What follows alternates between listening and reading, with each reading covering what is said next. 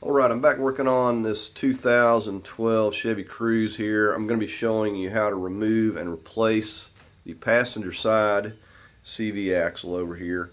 And you'll notice I've already got it lifted up, and with blocks and jack stands I'll show you my lift points here. Now, as always, make sure to break your lugs loose before you go to lifting it up. And if you're not using an impact, you'll also need to lower the vehicle and put weight on it to get that axle nut loose. So let's go ahead and get started. Alright, I'm using a 19 millimeter. I'm going to go ahead and just finish removing these lugs. I've already got these broke loose.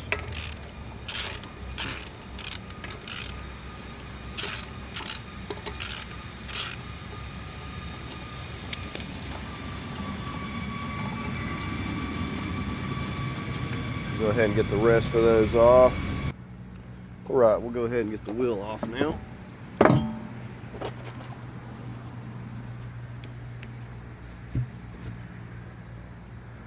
And just to show you, you can see where I got the blocks under the frame down there, and then I've got a jack stand for backup right here where this control arm is, and I just used the front of the frame to lift on, and I could also get back here on this under part of the frame to lift. Okay, the first thing I'm going to do is hit this with a little bit of spray lubricant. Now we've got a 32 millimeter.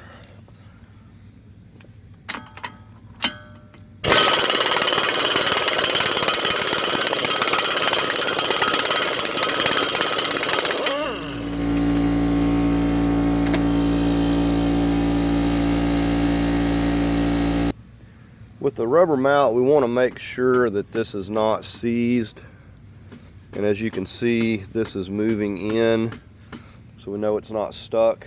If it was stuck, then we'd have some more work to do. We'd have to spray lubricant in there and hit it with the mallet or put that nut back on there flush and hit it with a with the mallet and stuff so we could try to get it loose. Okay, the next thing we've done is we've turned this wheel so I can get in here and get to these bolts behind. This is the one holding this whole entire bracket on. We've got an 18, you see right there, and one right down here on the bottom. Now I've got me a piece of wire. I'm just going to be wiring this up here out of the way. Okay, so we're going to get in here with our 18 millimeter.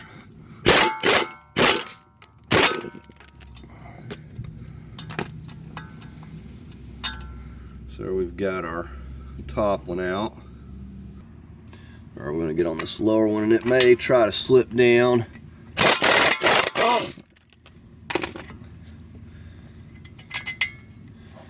Right, so we've got it loose. Okay, right here we've got a rubber grommet that we need to slip out. I may have to get a screwdriver. Okay, there we go. Okay, now if this is stuck, you'll have to get in here with a screwdriver and put some pressure to be able to lift it off of there. Okay, you can see we've got it just wired up there. Okay, now we've turned this knuckle back the other way. So we're going to get on the nut side, not the bolt side. We're going to get a hold of the nut side, and we're going to go ahead and break these loose.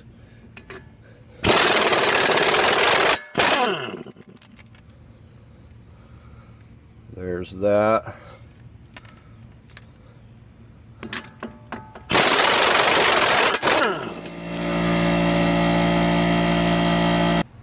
Okay, now with a hammer we're going to lightly tap this beveled part here.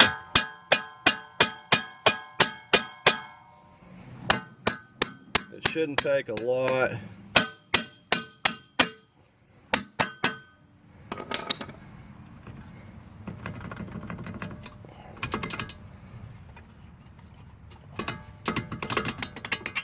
Okay, there's the lower one out, and you can see those splines.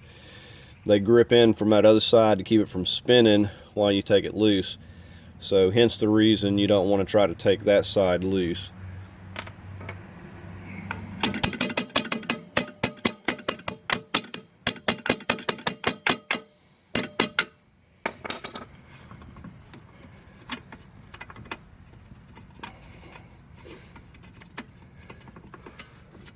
Okay, this is a little bit more stubborn here. Okay, so we got that.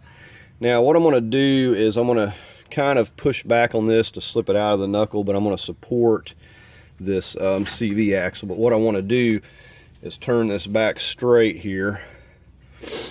While I do this, I'm going to push that CV axle back. Okay, so we're going to push back on that while supporting the CV axle somewhat. And we're just going to start wiggling it right out of there. Alright, so we've got it out of the knuckle. Okay, so we just got it carefully laid here.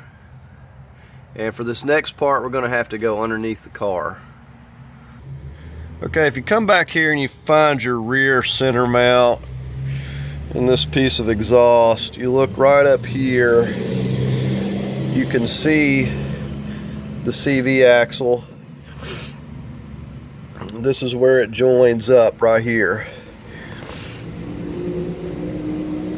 Now, there's a couple ways we could remove this. We could remove the 15s up here. There's 2 of them on that bracket, and we could pull the whole thing out of the transmission here.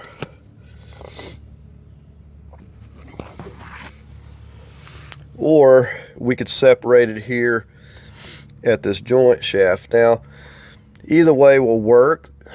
The problem with removing it from the transmission is you're going to lose some transmission fluid and it'll have to be replaced.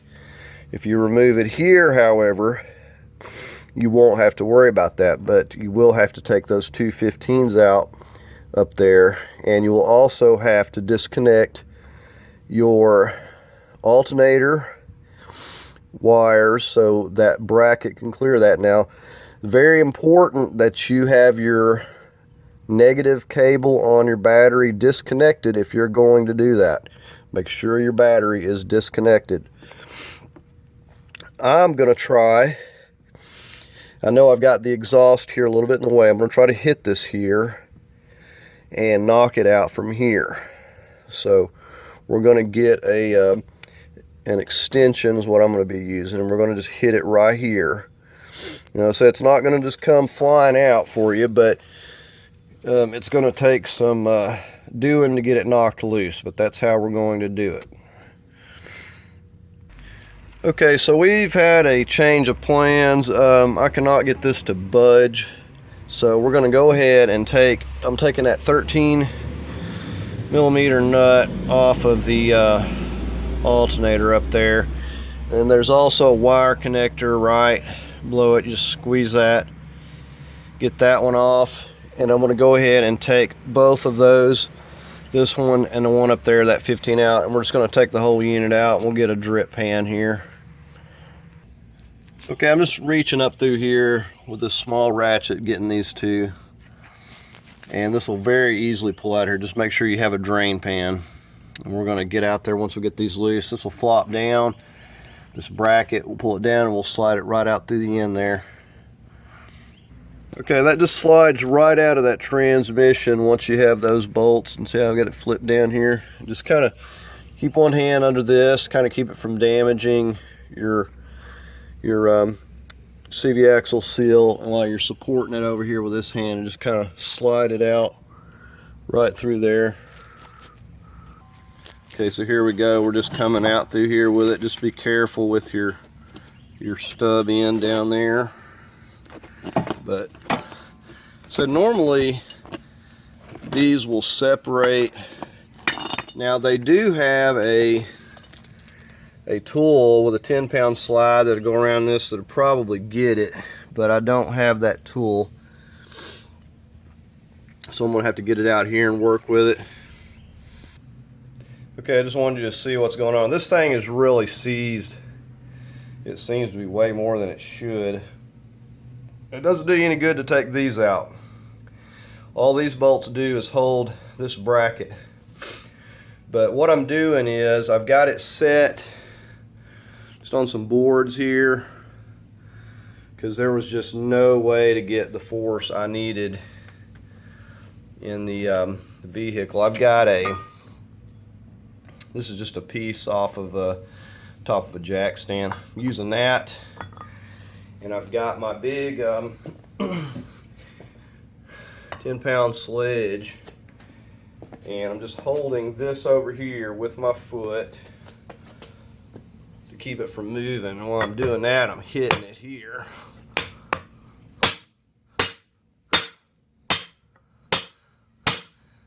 So there's no way that I could have got this in the vehicle. There's no way I could have got this kind of force. And you can see all that rust. That's probably not helping matters. I mean, it appears to have a little bit of grease, but it's really stuck down here. So if you get one of those 10-pound slides, you can rent or get a loaner tool from like AutoZone in different places, then you could probably make do with doing that. So get one of those. I think those might work, because it has, I'll leave a link, it has a hook that goes around this and a big 10-pound slide, and you get a lot of force on that. So that would actually be easier than doing it this way, because you're going to lose a little bit of transmission fluid, and you have to, you know, contend with getting this bracket loose. So anyways, once you got your new one, you know, you're going to want to grease this up, clean this up really well, and grease this up good. Hopefully, you know, the next time if you have to replace it, you'll be able to get it off of there a little bit easier. But that was my method. I could not get enough leverage in the vehicle, because, you know, I'm kind of swinging at the side and swinging up. There's no way. And I couldn't even lift that 10-pound sledge under there, so I was not getting it with the tools I had. But the 10-pound slide would get the job done. I've seen those take some of the worst ones loose. Okay, when going back together, I put a very generous amount of grease around this and a little bit inside that part. Once you got your replacement, we're going to go ahead and start putting this back together. The only difference is I'm going to actually stand this thing up, and I'm going to use my rubber mallet and knock it back in, and it'll go back together, of course, a lot easier. You know, we got it greased up and we're using the downward force, so we're going to go ahead and work on that now. Okay, so we got it standing up here. We're going to go ahead and start tapping it back into place.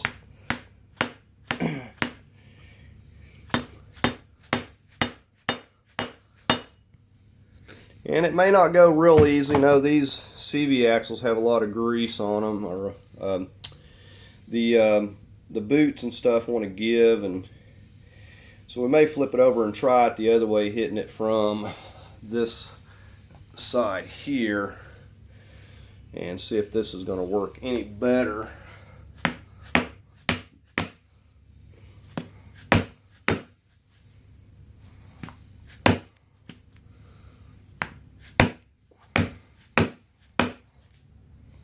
It's moving some. There we go. It just kind of went all at once. And you can tell it's seated because it's all the way down where the O-ring was down there. But I mean, you can tell when it seats, because it ain't about to move anymore. So we're going to go ahead and just work on getting it back into the car here. Said it's just way easier with it being out here to do all this. Okay, I want to show you we did have the battery disconnected before we took that alternator loose. Remember I talked about that earlier. Now another thing that we're going to do before we put this back in is we're going to go in with some clean transmission fluid, and we're going to put around this and around that seal that goes into the transmission. Do not want to go back in there dry. Even if it was dripping out, we want to make sure that we put some clean fluid and wipe that off. Other than that, we're ready to go ahead and start working it right back in over here, just carefully, just like we came out. Okay, we got to slip back in there like so, and I'm just going to crawl under the car and slip it right back into that transmission right there. Got my 2 bolts. I'm going to put some of this medium Loctite. This is going into the bracket up there. Okay, now one thing that'll make it easier doing these bolts is removing this little shield, splash shield under here, but I'm getting to them without that. Now when you slide it in there, if you go too far, your bolts aren't going to line up, so you're going to have to move it back out that way a little bit, and you just have to kind of look. I know there's an exhaust in the way, but you have to kind of eyeball it and get them where you can start them by hand. And if you have to move it one way or the other, you just have to slide it back and forth till you get those bolts to line up right with that bracket there.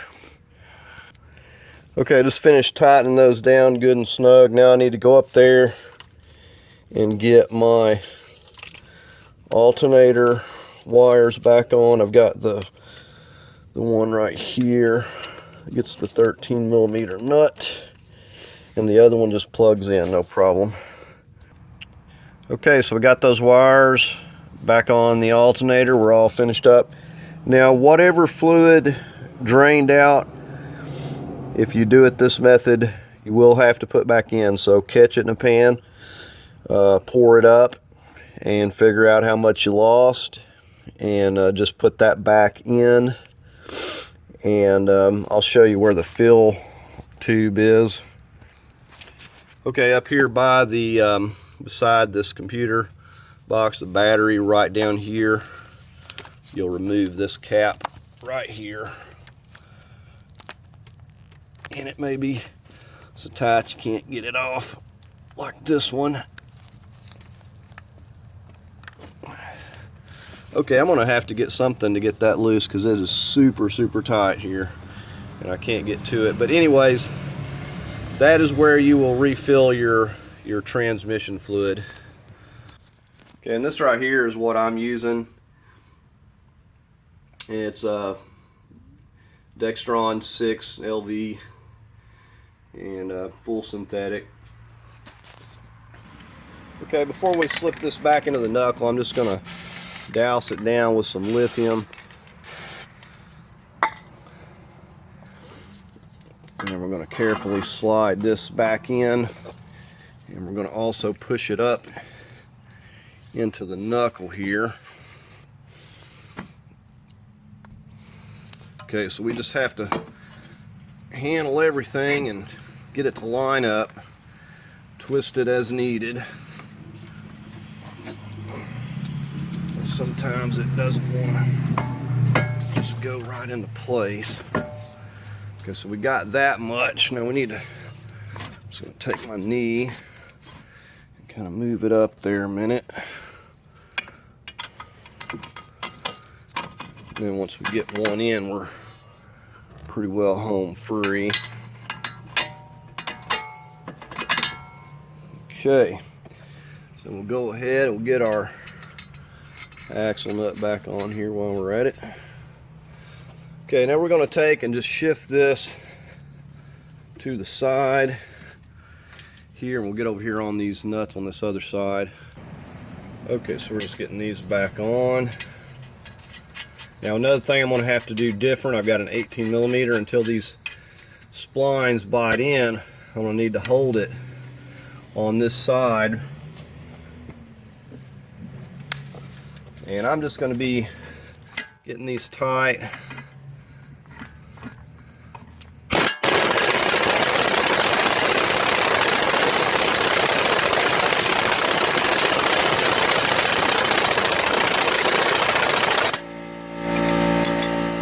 Okay, now we'll get on the lower.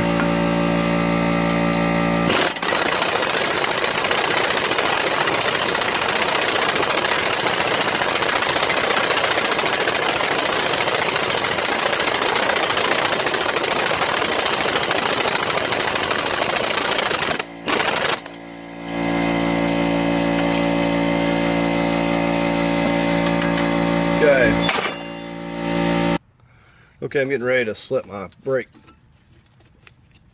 caliper back on here. Now, if you don't have this open enough, you'll have to take a C-clamp, pop this off and push that back.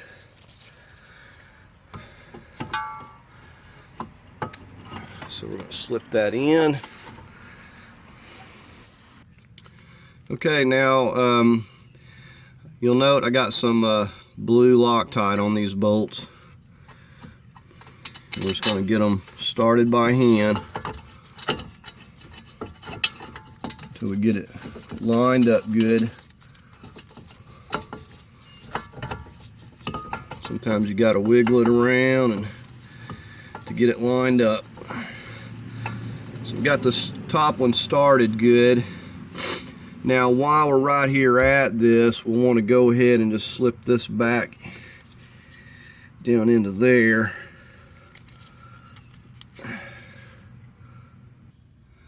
Alright, we're just getting ready to get this lower one here started.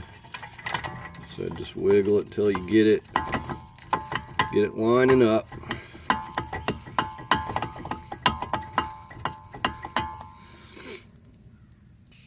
So go ahead and get this top one snug down.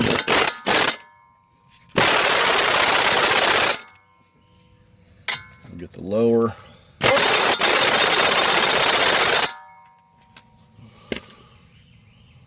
Okay, now we're going to go ahead and take our 32 and get this axle nut tightened back down. Said if you're not using an impact, you'll just snug it down a little as far as you can, and then once you get the wheel on, pop the center hub out and you'll finish tightening it and torquing it from there.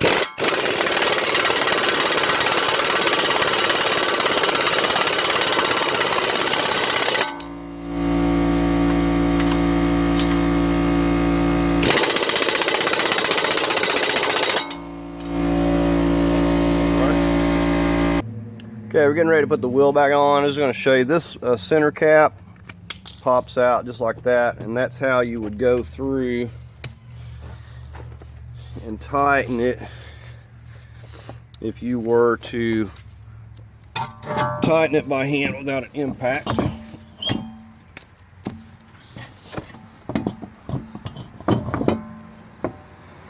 So then you could just put the weight on the car and go in through here, a little short extension, and just torque it down. Alright, so we're going to go ahead and get our lugs back on, and we'll tighten these to 100 foot-pounds when we get the weight onto the vehicle.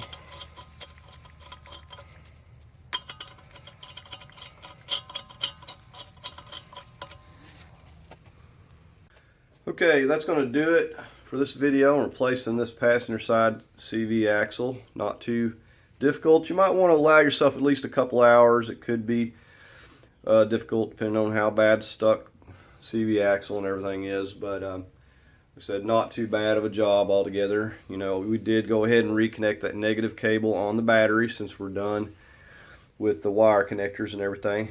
So anyways, I hope you found the video helpful. If you did, please give it a thumbs up. And as always, I invite you to subscribe. And thanks for watching.